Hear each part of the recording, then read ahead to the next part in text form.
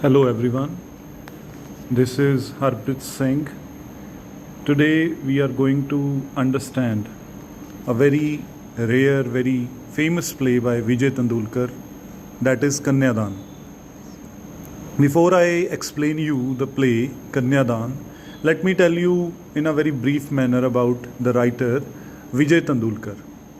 विजय तेंदुलकर का जन्म 1928 में हुआ और 2008 में इसकी डेथ हुई. मतलब he had a long life around 90 years. Vijay Tendulkar Marathi भाषा में प्लेज लिखता है, नाटक लिखता है और महाराष्ट्र से है. तो ये जो नाटककार, ये जो प्ले राइट जो कि मराठी भाषा में अपने प्लेज देता था, इसको इंग्लिश लिटरेचर में इसके ट्रांसलेटेड प्लेज को पढ़ा जाता है. That is why he is relevant in context of English literature. We read translated English plays of Vijay Tendulkar. Vijay Tendulkar Indian playwright था और इवन मूवीज़ के लिए, टीवी के लिए भी वो अपनी कहानियाँ, अपने स्क्रीन राइटिंग का वो काम करता था. उसके अलावा वो साहित्य के एसेज भी लिखता था, यानी कि नॉन फिक्शन एसेज भी वो लिखता था. और राजनीति में भी उसका पूरा इंटरेस्ट था. वो एक बतौर पत्रकार, जर्नलिस्ट वो उसने काम किया. और इवन समाज में जो भी कुछ उसके राज्य में, महाराष्ट्र में कुछ भी घटित होता था, उसके ऊपर वो अपनी प्रतिक्रिया जरूर रखता था. और उसने मराठी भाषा में ही ना केवल अपने नाटक लिखे, बल्कि मराठी भाषा में ही उसने अपनी सोशल कमेंट्री भी की.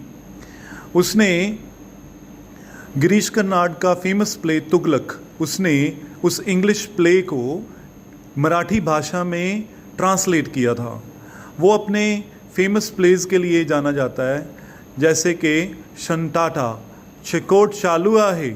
ये जो प्ले है, ये मराठी भाषा का टाइटल, जिसका मतलब है silence, the court is in session. उसके अलावा उसके प्लेज घाशीराम कोतवाल, शाकाराम बिंदर, कन्यादान और कमला, ये उसके प्लेज थे. इसके अलावा अगर उसके प्लेज के थीम्स की बात करें तो वो समाज में होने वाली अपहीवल्स, समाज में आने वाली दिक्कतें, रियल लाइफ, रियलिस्टिक प्लेज उसने दिखाए हैं. उसने अपने प्लेज में हार्श रियलिटीज़ को बयान किया है कि समाज में असल जो कुछ घटित हो रहा है वो कुछ अलग सा है, जो कि बहुत पेनफुल है. उसके जो प्लेज हैं, उसने इवन यूएस की यूनिवर्सिटीज़ में जाके प्ले राइटिंग की अपनी गाइडेंस भी दी है उसने बच्चों को, स्टूडेंट्स को. और 50 साल का उसका करियर रहा है लिखने का. और उसने ना केवल प्लेज लिखे बल्कि उसने नॉवेल्स, शॉर्ट स्टोरीज़ भी लिखी. और ये जो टाइटल्स हैं ये आपके सामने हैं. अब हम बात करेंगे उसके प्ले कन्यादान के बारे में, क्योंकि आज का जो सारा हमारा ये लेक्चर है, ऑडियो विजुअल लेक्चर है, ये लेक्चर कन्यादान के ऊपर है. कन्यादान, जैसे कि आप टाइटल से जान पा रहे हो कि हिंदू ट्रेडिशन में, हिंदू मैरिज ट्रेडिशन में कन्यादान होता है. कन्यादान किया जाता है या तो लड़की का बड़ा भाई कन्यादान करता है या लड़की का कन्यादान उसका पिता करता है. तो यहाँ पे कन्यादान, कैसा कन्यादान हुआ, ये स्टोरी एक बड़ी डिफरेंट सी स्टोरी है. इसमें अपर क्लास और दलित में जो एक स्ट्रगल है, एक संघर्ष है, वो देखने को मिलता है. इसमें जो पॉलिटिशियंस जो कि एक आइडलिस्टिक अप्रोच रखते हैं, प्रेजेंट टाइम में, आज के समय में तो बिल्कुल भी नहीं है, पर उस समय में जब ये प्ले लिखा गया तो उसने, विजय तेंदुलकर ने ये दिखाने की कोशिश की कि कुछ पॉलिटिशियन इतनी आइडलिस्टिक अप्रोच रखते हैं. वो चाहते हैं कि अपर क्लास या लोअर क्लास ना हो, बल्कि ना ही कोई कास्ट सिस्टम होना चाहिए. कास्ट सिस्टम को इरेडिकेट करने की बात करते हैं. तो इस प्ले में जो हमें एक पॉलिटिशियन नज़र आएगा जिसका नाम नाथ दिवालीकार है, वो कास्ट सिस्टम को ख़त्म करने के लिए अपनी बेटी की शादी, जो कि एक ब्राह्मण फैमिली से है, उसकी दलित लड़के के साथ, जो कि लोअर क्लास फैमिली का लड़का है, उसके साथ वो करने की बात कर रहा है. तो अब हम देखेंगे कि इस सारे प्ले में क्या कौन कौन है, कौन कौन से करेक्टर्स हैं। इसमें एमएलए है जो कि महाराष्ट्र की कहानी है।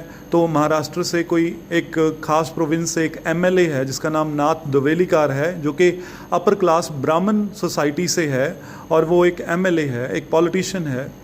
तो अपर क्लास के जो लोग हैं वो ऐसे लोग जो कि समाज के लिए करना चाहते हैं, इसमें खास करके ये दिखाया गया है पॉलिटिशियन। पर प्रेजेंट टाइम में ऐसे पॉलिटिशियंस रेयर देखने को मिलते हैं। नाथ द्विवेलीकर की वाइफ सेवा, जो भी एक समाज सेवक है, सोशल वर्कर है, उसका नाम सेवा, नाम भी सिंबलाइज करता है जैसे वो समाज की ही सेवा के लिए है, सेवा उसका नाम है। इनके 20-20, 21-21 साल के बच्चे, एक लड़का जिसका नाम जयप्रकाश है, एमएससी का स्टूडेंट है वह, और उसकी बेटी ज्योति बीए की स्टूडेंट है, अंडर ग्रेजुएट स्टूडेंट है। ज्योति को एक लड़का पसंद आ गया जो कि बहुत अच्छी राइटिंग्स लिखता था, उसका नाम अरुण अथालवे है।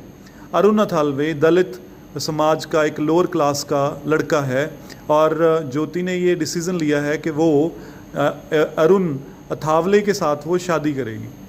आगे हम अब बढ़ते हैं कि उसमें सारा क्या है, किस तरह से स्टोरी आगे डेवलप होती है। प्ले को 2 हिस्सों में बांटा गया है, 2 एक्ट्स में ये प्ले है। पहले सीन में हम देखते हैं कि ज्योति अपने माता पिता को ये इन्फॉर्म करती है कि उसने ये निर्णय लिया है कि वह अरुण अथालवे, एक दलित यूथ से शादी करेगी। सेवा उसकी मदर ये सोच के बड़ी शॉक्ड हो जाती है कि वो उसकी बेटी किस तरफ जा रही है, वेयर इज शी मूविंग। और नाथ जो कि एक एमएलए है, वो बड़ा रिलैक्स्ड है इस चीज़ को लेके कि उसकी बेटी का अच्छा काम करेगी। वो बिना उसकी बेटी उसके पिता के नक्शे कदमों में चल रही है, क्योंकि उसका पिता भी कास्ट सिस्टम में यकीन नहीं रखता। तो नाथ इस चीज़ से बड़ा खुश है, पर क्योंकि उसके मन में भी है कि वो एक दिन क्लास सिस्टम को और कास्ट सिस्टम को ख़त्म करेगा, ये उसका सपना है। और वो ज्योति को कहता है कि ठीक है, तुम अरुण अथालवे के साथ शादी कर सकती हो। और अभी सिर्फ अरुण के साथ उसका सिर्फ 2 महीने का रिलेशन है और शायद उसने बहुत जल्दी डिसीजन ले लिया। It's not practical to get married after knowing someone of about 2 months। Nath जो था, जो ये एमएलए है, ये भी एक्सपेरिमेंट करना चाहता था, और एक्सपेरिमेंट करना कोई अच्छी बात नहीं है, खास करके अपने बच्चों के ऊपर एक्सपेरिमेंट करना। पर ये असल में एक तरह का राजनीतिक एक्ट था, शायद उससे राजनीति में नाथ को कोई फ़ायदा होता हो, ये आगे हमें पता चलेगा। सेकंड सीन में हम देखते हैं कि ज्योति अपने घर उस दलित यूथ को, उस अरुण को, अथालवे को घर ले आई, जो कि रंग में काला है देखने में, और वो अपनी बीए कर रहा है। ज्योति काफ़ी ज़्यादा इंटरेस्टेड थी उसकी पोइट्री में। अरुण अथालवे बहुत अच्छी कविताएं लिखता था और उसने अपनी ऑटोबायोग्राफी भी लिखी थी। इस चीज़ को लेके ज्योति बड़ी एक्साइटेड थी कि एक राइटर के साथ वो अपनी ज़िंदगी गुजारने की बात कर रही है। अरुण अनकंफर्टेबल फील हुआ। अरुण एक छोटे समाज से है, दलित समाज से है, गरीबी में से वो आया है, और ज्योति का बहुत बड़ा घर है, और अरुण हमेशा ही बड़े घरों में अनकंफर्टेबल फील करता था, वो नर्वस हो जाता था। और अरुण जब पहली बार ज्योति के घर आया, एक एमएलए के घर आया, तो वो बड़े हाउस, इस बिग हाउस को देख के नर्वस हो गया और वो वापस घर चला गया। जब जयप्रकाश और सेवा, what Jayaprakash and Seva most is Arun's intention to brew liquor in order to survive, if not anything remain. In the first scene, Jyoti arrives confused and looking unhappy. Then Arun follows rather drunk. He asks for Jyoti's forgiveness as he had beaten her. Jyoti leaves with him again. यहाँ पे मैं ये बताना आपको चाहूँगा कि यहाँ पे उसका जो डिसीज़न था मैरिज का वो हो गया, और यहाँ पे ये देखने के लिए हमें मिलता है कि उसने शायद उसकी शादी हो गई, और वो अब घर पे दोनों रहते हैं, दोनों ज्योति और अरुण रहते हैं। तो अरुण जब आया अपनी वाइफ के साथ, ज्योति के साथ एमएलए के घर, अपने ससुर के घर, तो वो शराबी हुआ था। उसने कहा कि ज्योति उससे माफ़ी मांगे, और ज्योति से वो माफ़ी मांगता था। ही आस्क्ड फॉर ज्योति's फॉरगिवनेस, वो कि ज्योति उसको माफ़ कर दे क्योंकि उसने अपनी वाइफ ज्योति को पीटा था। ज्योति लीव्स विद हिम अगेन, ज्योति फिर जैसे एक बार माफ़ी मांग ली तो ज्योति वापस फिर उस गरीबी वाले घर में अरुण के साथ चले जाती है, अपने हस्बैंड के साथ चली जाती है। At this juncture Nath does not want his dream to get broken because his eyes though he is aware of the plight of his own daughter. Nath जो एमएलए है वो अभी भी वो सपने में है कि वो कास्ट सिस्टम को ख़त्म करेगा, तो अभी भी वो अपनी बेटी का दुख वो नहीं देख पा रहा, और वो कहता है कोई बात नहीं, उसने माफ़ी मांगी है तो वो सारा कुछ ठीक हो जाएगा। सेकंड सीन में, एक्ट 2 के सेकंड सीन में, Arun's autobiography gets published in which he is dealing with the theme of oppression and miserable condition of the poor, the lower class. उसने अपनी जीवनी में, अपनी ऑटोबायोग्राफी में, अपनी आत्मकथा में उसने क्या दिखाया था, वो पब्लिश हो गई किताब उसकी, अरुण की, ज्योति के हस्बैंड की, और उसमें उसने बताया कि गरीब जो लोग हैं वो कितने ऑपरेशन में रह रहे हैं, कितने पुअर कंडीशंस में रह रहे हैं, मिजरेबल कंडीशंस में रह रहे हैं। But the irony is that Arun himself exploits Jyoti and lives as a parasite on her. Though Jyoti is pregnant, he makes her work at home.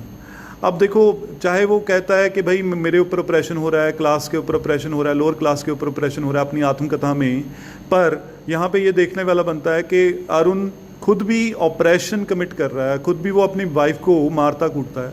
वो इवन ज्योति pregnant है फिर भी वो उससे काम लेता है, वो कहता है कि जा काम कर, जॉब कर, ठीक है। He is ill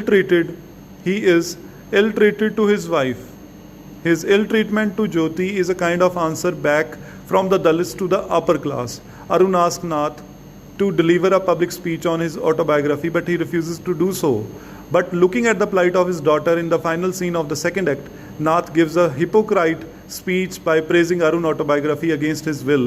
Nath wants to prevent Jyoti from further annoyance, but Jyoti does not tolerate this and she leaves home forever. अब देखो कैसा ये लड़का है अरुण अपने ससुर एमएलए जो है नाथ, उसको कहता है कि भाई उसने जिसकी जो ऑटोबायोग्राफी पब्लिश हुई है उसके बारे में वो पब्लिकली बताए। और नाथ पहले तो नहीं चाहता था, पर उसने अपनी बेटी की खुशी के लिए कि वो उसका हस्बैंड अरुण उसको ना मारे, तो इसलिए वो एक पखंड भरी स्पीच देता है जिसमें वो अरुण अथालवे को बहुत अच्छा बताता है कि इसने बहुत ही दुख झेला है, इसकी आत्मकथा में ये कहा गया है। जब ज्योति को ये पता लगा कि उसके पिता ने एक झूठी आत्मकथा उसने लोगों में उसका प्रचार किया है, तब ज्योति ये टॉलरेट नहीं कर पाती है और वो वहाँ से अपने घर से हमेशा के लिए चली जाती है। At the end, Nath, the idealist, is turned into Nath, the realist. He says at the end in rage that the entrance of such Dalit has polluted his home. That is how the drama ends with Jyoti departure, never to come back at Nath's home. जब नाथ का जो आदर्शवाद है, idealism है, वो ख़त्म होता है, जब उसकी बेटी ही उसके घर नहीं रही, तो एमएलए नाथ अब रियलिस्ट बन चुका है। वो एक उसको अपनी कास्ट का, अपनी ब्राह्मण होने का, अपनी अपर क्लास होने का उसके अंदर एक कॉन्शियस वो हो गया, और वो कहता है अरुण को कि ये दलित ने हमारे घर को प्रदूषित कर दिया है, पोल्यूटेड कर दिया है। और इस तरह से ये ड्रामा यहाँ पे ख़त्म होता है जब Jyoti departure never to come back at Nath's home, और जब ज्योति ये कहती है कि भाई अब वो अपने पिता के पास बिल्कुल भी नहीं आएगी। The end of the drama leaves a question in the reader's mind as to what is the future of Jyoti's marriage. The marriage does not succeed. It is suggested that the class divide and the conflict between upper class and Dalit would continue to remain, which is very sad. तो आखिर में question जो है हमारे audience के सामने, readers के सामने यही आता है कि भाई ये जो मैरिज थी, एक अरुण जो कि एक दलित लड़का था और जो ज्योति थी जो एक ब्राह्मण अपर क्लास सोसाइटी की लड़की थी, दोनों की शादी हुई और वो सक्सेसफुल नहीं हुई। तो अगर सबसे बड़ा क्वेश्चन यही है कि कास्ट सिस्टम को अगर ख़त्म करना चाहते हो तो इंटर कास्ट शादी होनी चाहिए। तो ये काफ़ी विद्वानों, काफ़ी स्कॉलर्स की ये समझ है कि भाई जब इंटरकास्ट मैरिज होनी शुरू हो जाएगी, जब अपर क्लास और लोअर क्लास के बीच में शादियां होनी शुरू हो जाएंगी तो कास्ट सिस्टम खुद ब खुद ख़त्म हो जाएगा। पर यहाँ पे एक एक्सपेरिमेंट हुआ, इस प्ले में, कन्यादान में एक एक्सपेरिमेंट हुआ जिससे ये लगता है कि शायद कास्ट सिस्टम कभी भी ख़त्म नहीं होगा, और यही इस प्ले का थीम है। Thank you so much.